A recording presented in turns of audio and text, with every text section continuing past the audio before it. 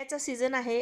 बाजारात मस्त अशा कैऱ्या पण आता येऊन ठेपलेल्या आहेत. तर असं चटपटीत लोणचं आपण आज करणार आहोत. एक नंबर असं लागतं आणि करायला अगदी सोप्या पद्धतीने मी तुम्हाला सांगितलंय. लोणचं बघा, वाव, अशा पद्धतीने करूया तर एक नंबर. असं तोंडाला पाणी येत आहे बरं का माझ्या. बाजारातून कैरी आणताना चांगली कडक बघून आणा. ही माझ्या शेतातली ना, वारं आलं होतं म्हणजे वादळ वारं, तेव्हा पडलेली कैरी आहे, थोडी कच्ची पक्की आहे. कैरी चांगली 5 ते 6 तास पाण्यात ठेवा आणि आणताना मात्र कडक आणा हं. तर आता अर्धा किलो शेंगदाणा तेल मी तापायला ठेवलं. आता आपण घ्यायचं आहे मीठ, 50 ग्रॅम मीठ, 50 ग्रॅम तिखट आणि 50 ग्रॅम मोहरीची डाळ. 1.5 चमचा बडीशेप घ्या आणि ती मिक्सरला दळा. माझ्याकडे दळलेली होती म्हणून मी ती तशीच घेतली. ती भरली 2 चमचे. पाव चमचा मेथी दाणे घेतले, 5 हिरवी वेलची घेतली आणि 2 तेजपत्ते घेतले, 10-12 मिरे घेतले, 1 मोठी वेलची घेतली, 1 दालचिनीचा तुकडा घेतला, 4 गड्ड्या लसूण मी हा निवडून घेतलेला आहे, 8-10 लवंग घेतल्या आणि 1 मोठी वेलची घेतली, मी जरा ती फोडून घेतलेली आहे, आणि 1.5 चमचा हळद. साहित्याचं प्रमाण मी तुम्हाला दिलेलं आहे, अगदी त्याच पद्धतीने घ्या. आणि ह्या पद्धतीचं लोणचं तुम्ही कडक कैरी मात्र आणून घ्या आणि असंच करा. अगदी वर्षभर टिकेल असं लोणचं तुमचं होईल. तसंच कडक कैरीचं लोणचं पण आपण करणार आहोत, पण मसाले मात्र माझे ह्याच पद्धतीचे तिथे पण असतील. तर चला, खडे मसाले आता दळून घेऊया.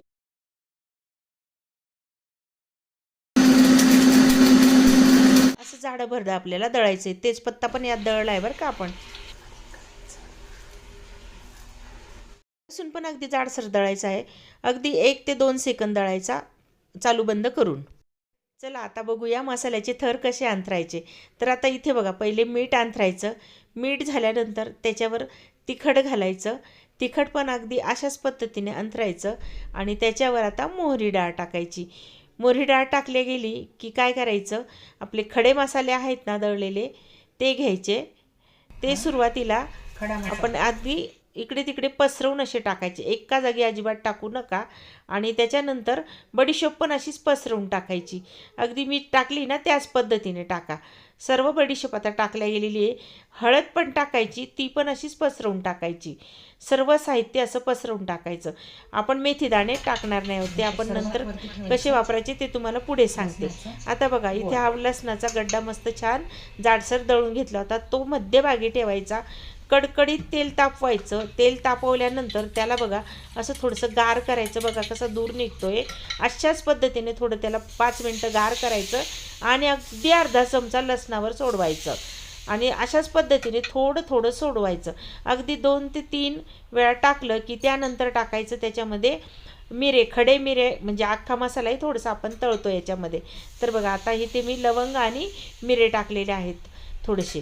आणि त्याच्यानंतर याच्यात काय टाकायचं, आपली मेथी दाणे बाकी होते ना टाकायचे, तर ते तळून घ्यायचे, ते पण टाकायचे. आणि हो, ह्याच वेळेस ना तुम्ही ना हिंग पण टाका बरं का. अशाच पद्धतीने माझ्याकडनं तो विसरला गेला होता, मी नंतर तो तळला, तर मी तुम्हाला ते पुढे दाखवतेच ते केव्हा मी तळला होता. ते होतं कधी कधी असं. आणि हे बघा, तेल टाकताना काय करायचं, अगदी मसाले बाजूला करायचे, मीठ दिसू द्यायचं आणि त्या मिठावर तेल टाक. मीठ तेलाचं टेम्परेचर ना कमी करतं आणि मसाले ना आपले जळत आणि मसाले पण दळून मस्त होतात.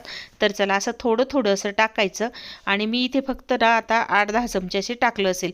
आणि आता सगळा मसाला मिक्स करून घेतला. हिंग टाकायचा राहिला होता, तो मी घेतलेला आहे. अगदी अर्धा चमच्यालाही थोडासा कमी असा हिंग घ्या आणि तो ह्या तेलामध्ये छान तळून घ्या आणि ते पण टाकून घ्या. उरलेलं तेल 5 ते 7 मिनटं चांगलं असं गार होऊ द्या आणि मग टाका. अगदी कमी कमी टाका, म्हणजे ना टेम्परेचर अगदी थोडं थोडं कमी कमी होत राहील, मसालाही छान तळल्या जाईल. म्हणजे अशा पद्धतीने टाकलं ना तर जळणार नाही आणि तळला जाईल, असं मला म्हणायचं. राहिलेलं सगळं तेल मी आता टाकून घेतलंय. तर बघा, आपला सगळा मसाला किती छान असा तळला गेला ना. अगदी अशा पद्धतीने करा तुम्ही लोणचं, अगदी मस्त होतं. हा मसाला अगदी सफिशियंट आहे 1.5 किलो कैरीला.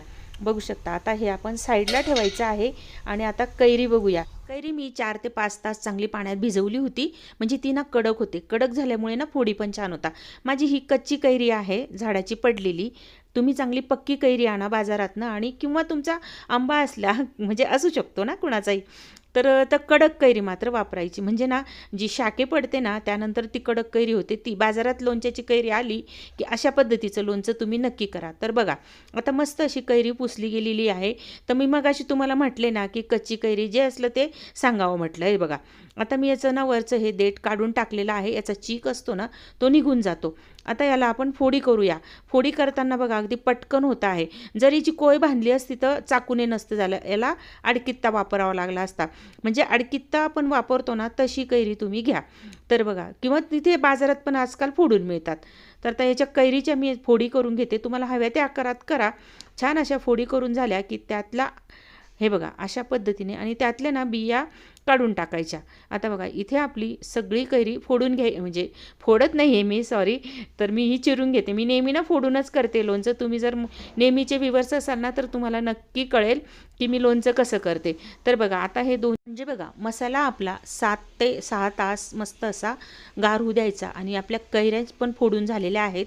तर फोडून झालेल्या कैऱ्या आपण काय करायचं, याला 1 चमचा हळद घालायची, अर्धा चमचा मीठ घालायचं आणि मस्त असं मिक्स करून घ्यायचं. आता अर्धा किंवा 1 जवळजवळ काही फरक नाही पडत, ते पाणी ना निथळून जातं. आता बघा चांगलं असं आपण याला चोळून घेऊया, म्हणजे एकमेकाला लावून घेऊया. हाताने न करता मी असं टोपलीत पाकडून घेतलं, म्हणजे सगळीकडे छान अशी कैरीला हळद आणि मीठ लागून झालेले. तर आता याच्याखाली मी पातेलं ठेवलं होतं आणि पातेलं ठेवल्यानंतर आपला मसाला 6 ते 7 तास छान असा गार झाला.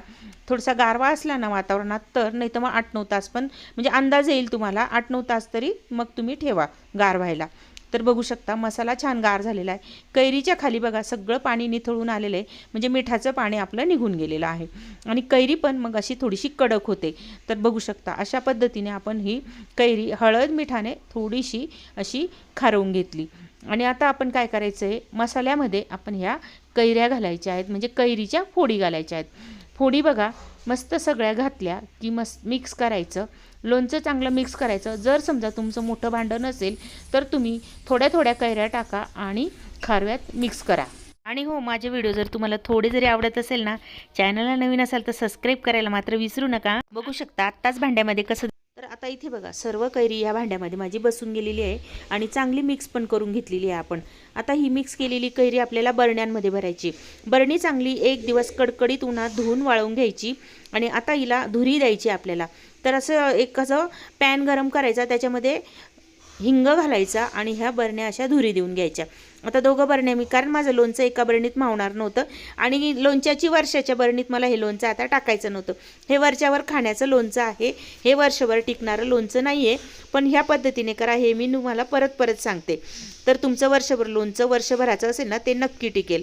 कैऱ्या मात्र वेगळ्या वापरा. चला तर आता बरणीमध्ये धुरी दिल्यानंतर छान असं लोणचं आपण भरून घेऊया. लोणचं बघा किती मस्त झालेलं आहे, किती तेल आणि कलर पण किती छान आला आहे. पोळी पण किती मस्त दिसून राहिल्या, एकदम 1 नंबर पोळी झालेली. आणि अशा अगदी कवळ्या कैऱ्या असताना सुद्धा कैरी अशी मस्त कडक होते, कारण मी हिला आपण 6 ते 7 तास पाण्यात भिजवलेली होती आणि त्यामुळे ती कडक झालेली आहे. तर आता 2 बरण्यांमध्ये मी हे लोणचं भरून घेतलं. 2 बरण्या भरून थोडंसं लोणचं उरलं आणि हे लोणचं मी दुसऱ्या छोट्या बरणीत पुन्हा भरून घेणार आहे. तर बघा आपल्या 2 बरण्यांमध्ये लोणचं किती सुंदर दिसत आहे ना, आणि अगदी 1 नंबर अप्रतिम असं लोणचं आपलं झालेलं आहे. तुम्हाला कसं वाटलं कमेंट करा. आवडला व्हिडिओ तर सबस्क्राईब करायला मात्र विसरू नका हं.